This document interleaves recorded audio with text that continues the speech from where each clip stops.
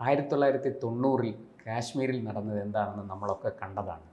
ഇന്ന് നമ്മുടെ ഇന്ത്യയുടെ ചരിത്രത്തിൽ ഒരിക്കലും മായ്ക്കാൻ പറ്റാത്തൊരു മുറിവായി അത് അവശേഷിക്കുകയാണ്. കാശ്മീരി പണ്ഡിറ്റുകൾക്ക് സംഭവിച്ച ദുരന്തം അതുപോലെയാണോ ബംഗാൾ മൂർഷിദാബാദിലും സംഭവിച്ചുകൊണ്ടിരിക്കുന്നത്? മൂർഷിദാബാദിൽ നിന്ന് ഹിന്ദുക്കൾ കൂട്ടപലായനം ചെയ്യുകയാണ്. ഏതാണ്ട് 400-ലധികം കുടുംബങ്ങൾ ഒരു ചെറിയ ഗ്രാമത്തിൽ നിന്ന് തന്നെ സ്ഥലം വിട്ടിരിക്കുന്നു.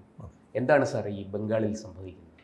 കാശ്മീർ പലായനം, പണ്ഡിറ്റുകളുടെ പലായനം, അത് വലിയ ഒരു വൈകാരിക വിഷയമാണ്.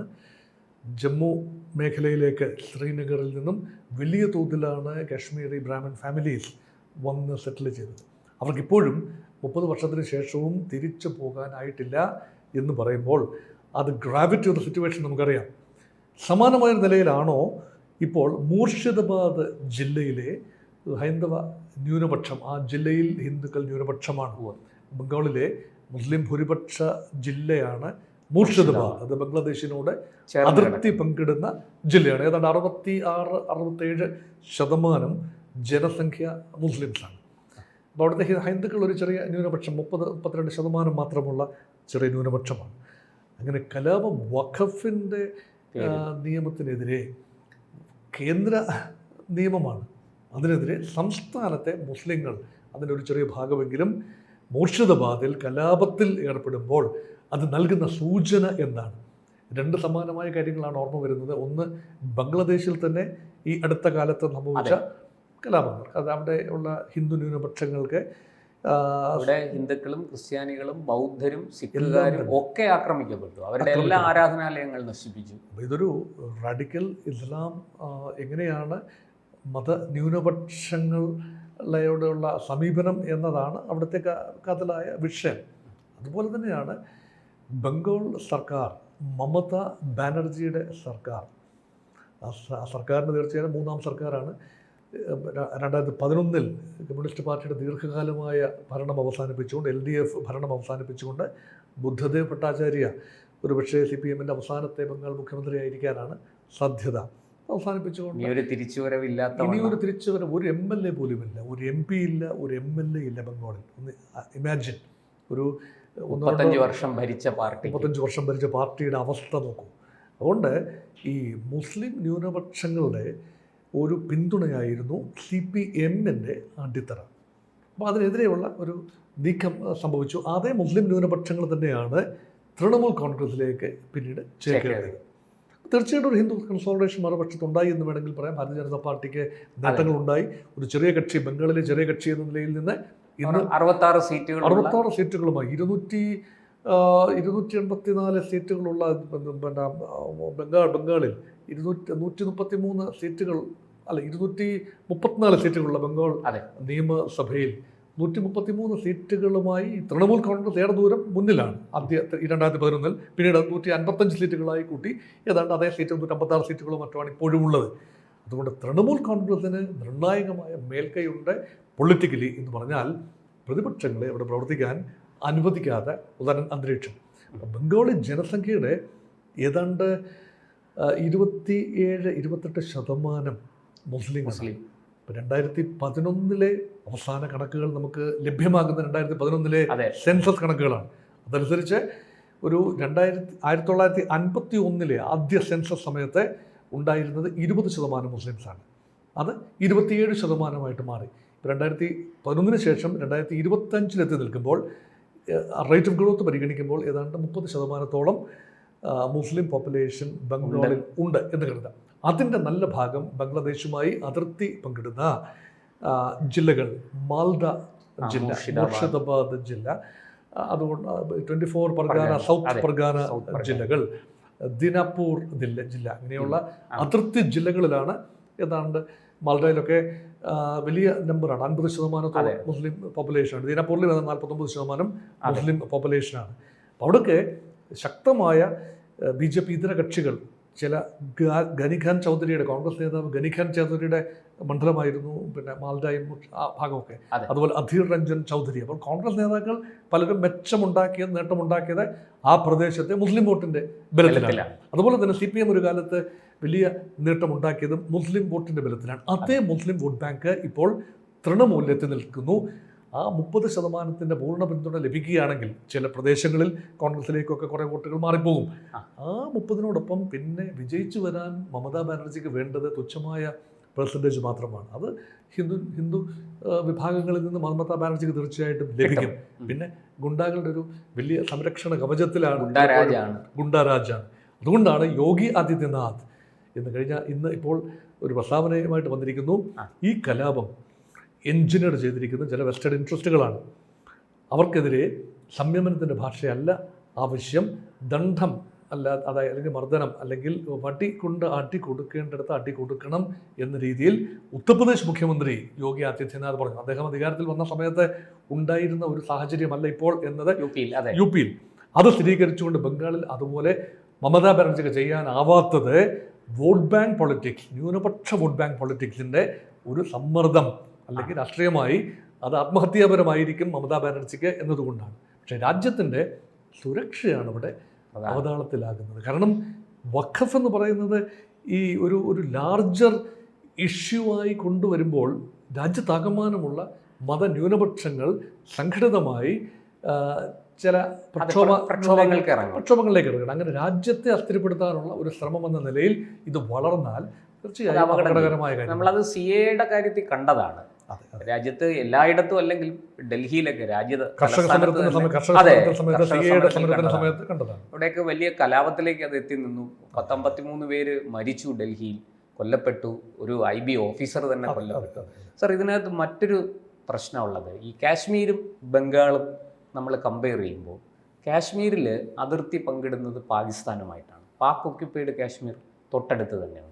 അപ്പോൾ വലിയ തോതിൽ അവിടുന്ന് നുഴഞ്ഞു കയറാൻ, ഭീകരവാദികൾക്ക് നുഴഞ്ഞു കയറാൻ സാധിക്കുന്നുണ്ട്. അങ്ങ് പറഞ്ഞ റാഡിക്കൽ ഇസ്ലാമിൻ്റെ എല്ലാ പ്രഭാവവും അവിടെ ചെലുത്താൻ പറ്റുന്നു.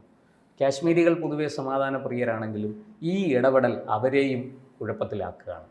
ഇപ്പുറത്ത് ബംഗാളിലും നമ്മൾ സമാനമായൊരു കാര്യം കാണുന്നു. ഈ ബംഗ്ലാദേശിൽ നിന്ന് വലിയ തോതിൽ നുഴഞ്ഞു കയറ്റമുണ്ട്. ഈ നുഴഞ്ഞു കയറുന്നവർ അപ്പുറത്ത് ലഷ്കർ ഇ തോയ്ബയോ ജെയ്ഷെ മുഹമ്മദോ ഒക്കെ ആയിരുന്നുവെങ്കിൽ ഇപ്പുറത്ത് ജമാഅത്ത് ഇസ്ലാമിയും അതിൻ്റെ സ്റ്റുഡൻസ് വിങ്ങുമാണ്. ബംഗ്ലാദേശിലെമ്പാടും കലാപം അഴിച്ചുവിട്ടത് അവരാണ്. അപ്പോൾ ഈ ഒരു സാഹചര്യം സമാനമായ ഒരു കാഴ്ചയാണ് നമ്മൾ രണ്ടിടത്തും കാണുന്നത്. അങ്ങനെയാണെങ്കിൽ ഈ പറഞ്ഞതുപോലെ ബംഗാളിൽ എന്താണ് ഇനി വേണ്ടത്? ബംഗാൾ ഈ പറയുന്ന ഈ അതിർത്തി ജില്ലകളെങ്കിലും ഒരു പ്രത്യേക, ഇപ്പോൾ ചില ആവശ്യം അങ്ങിപ്പോൾ പറഞ്ഞതുപോലെ യോഗി ആദിത്യനാഥിൻ്റെ കാര്യം പറഞ്ഞു, അഫ്സ്പ അവിടെ നടപ്പാക്കണം എന്നൊരാവശ്യം ഉയർന്നിട്ടുണ്ട്. എന്താണ് ഈ അതിർത്തി ജില്ലകളിലെങ്കിലും നമ്മൾ എന്താണ് ചെയ്യേണ്ടത്? രാജ്യ സുരക്ഷ ഏറ്റവും അധികം ത്രട്ടുണ്ടാകുന്ന ഒരു കാലഘട്ടത്തിലൂടെയാണ് നമ്മൾ കടന്നു പോകുന്നത്.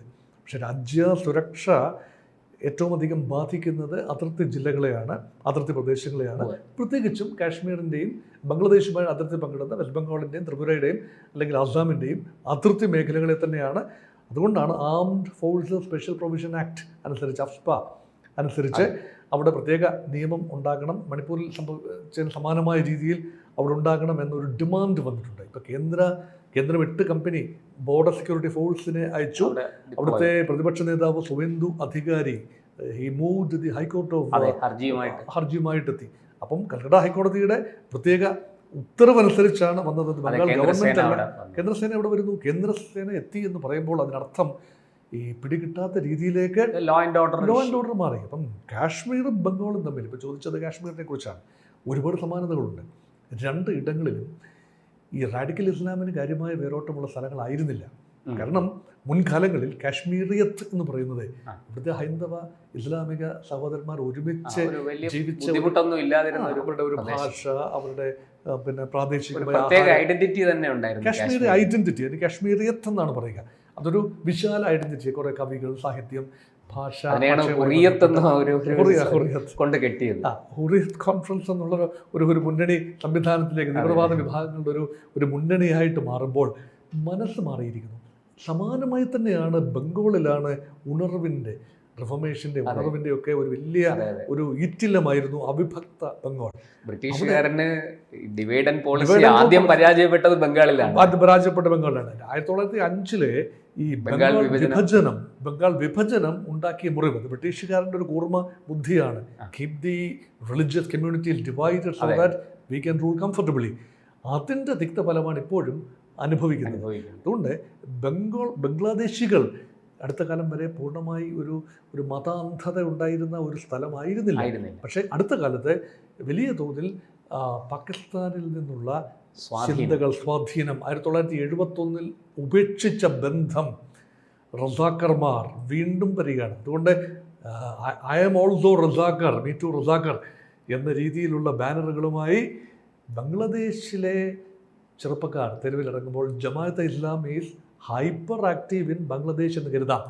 സ്വാഭാവികമായി മ്യാൻമാറിൽ നിന്നുള്ള റോഹിംഗ്യ അഭയാർത്ഥികൾ, അവരിലൊരു ഭാഗം, പിന്നെ ബംഗ്ലാദേശിലെ തന്നെ ചില വിഭാഗങ്ങൾ, ഇവരെല്ലാം തന്നെ അതിർത്തി കടന്ന് ഏതാണ്ട് 4800 കിലോമീറ്ററാണ് ബംഗ്ലാദേശും ഇന്ത്യയും തമ്മിലുള്ള അതിർത്തി. അതിൻ്റെ ഒരു 1/3 പശ്ചിമ ബംഗാളുമായിട്ടാണ്. സിലിഗുരി, ചിക്കൻ നെക്ക്, ആ ഭാഗത്തൊക്കെ അതിർത്തിയാണ്. അവിടെ എല്ലാമുള്ള പ്രദേശങ്ങളിലേക്ക് ബോർഡേഴ്സാണ്, സുഷിരങ്ങളുള്ള ബോർഡേഴ്സാണ്. മതിൽ കെട്ടാൻ ആലോചിക്കുമ്പോൾ, അല്ലെങ്കിൽ വേലി, ട്രംപ് മെക്സിക്കോയ്ക്കെതിരെ വേലി കിട്ടുന്നു എന്ന് പറയുന്നത് പോലെ ബംഗാളും ബംഗ്ലാദേശും തിരിക്കുന്ന പല പ്രദേശങ്ങളും ചതുപ്പ് നിലമാണ്. അവിടെ മതിൽ കെട്ടുകയോ വേലി കെട്ടുകയോ ചെയ്യുന്നത് വളരെ ബുദ്ധിമുട്ടുള്ള കാര്യമാണ്, എളുപ്പമല്ല. നദികളുണ്ട്, ചതുപ്പ് നിലങ്ങളുണ്ട്, ഊഷരഭൂമികളുണ്ട്, വനമേഖലകളുണ്ട്, കണ്ടൽക്കാടുകളുണ്ട്. അതിലെല്ലാം കൂടി അതിർത്തി ബുദ്ധിമുട്ടാണ്. എങ്കിൽ പോലും വേണ്ട സുരക്ഷാ സംവിധാനങ്ങൾ, സ്റ്റേറ്റ് പോലീസിൻ്റെ പെട്രോളിംഗ് ഉൾപ്പെടെ ഒരുക്കുന്നതിൽ പ്രാദേശിക ഭരണകൂടങ്ങൾ മനഃപൂർവമായ വീഴ്ച. അത് കമ്മ്യൂണിസ്റ്റ് ഭരണം, 35 വർഷത്തെ LDF ഭരണം, ഇപ്പോൾ ഇതാ 3 തവണയായി ഏതാണ്ട് 11 വർഷത്തോളമുള്ള മമതാ ബാനർജിയുടെ ഗവൺമെൻറ്, 13 വർഷമായി, 13 വർഷത്തെ മമതാ സർക്കാരിൻ്റെ, അതെല്ലാം ചേർന്ന് ബംഗാളിൻ്റെ, പശ്ചിമ ബംഗാളിൻ്റെ ഡെമോഗ്രാഫിക് കോമ്പസിഷൻ, ജനസംഖ്യ അനുപാതം തന്നെ മാറിപ്പോയിരിക്കുന്നു. ഇപ്പോൾ ബംഗ്ലാദേശിൽ നിന്ന് കടന്നു വരുന്നവർക്ക് പൗരത്വം ഉൾപ്പെടെ ലഭിക്കുന്ന ഒരു അന്തരീക്ഷത്തിലേക്ക് വരുമ്പോൾ അത് വോട്ട് ബാങ്കായിട്ട് മാറുകയാണ്. അപ്പോൾ അതിനെ എങ്ങനെ നിയന്ത്രിക്കാം എന്നതാണ്. അതുകൊണ്ട് മനഃപൂർവ്വമായി കലാപങ്ങൾ കൊണ്ടുവരാനുള്ള ഒരു അന്തരീക്ഷം, കലാപങ്ങൾ സൃഷ്ടിക്കാനുള്ള അന്തരീക്ഷം, അതുവഴി പശ്ചിമബംഗാളിനെ മാത്രമല്ല ഇന്ത്യയെ ആകമാനം അസ്ഥിരപ്പെടുത്താനുള്ള വിദേശത്തു നിന്നുള്ള ശ്രമങ്ങൾ, അത് തീർച്ചയായും തിരിച്ചറിയേണ്ടത്. അതിന് സംസ്ഥാന ഗവൺമെൻറ്റിൻ്റെ നിർലോഭമായ സഹകരണം ആവശ്യമാണ്.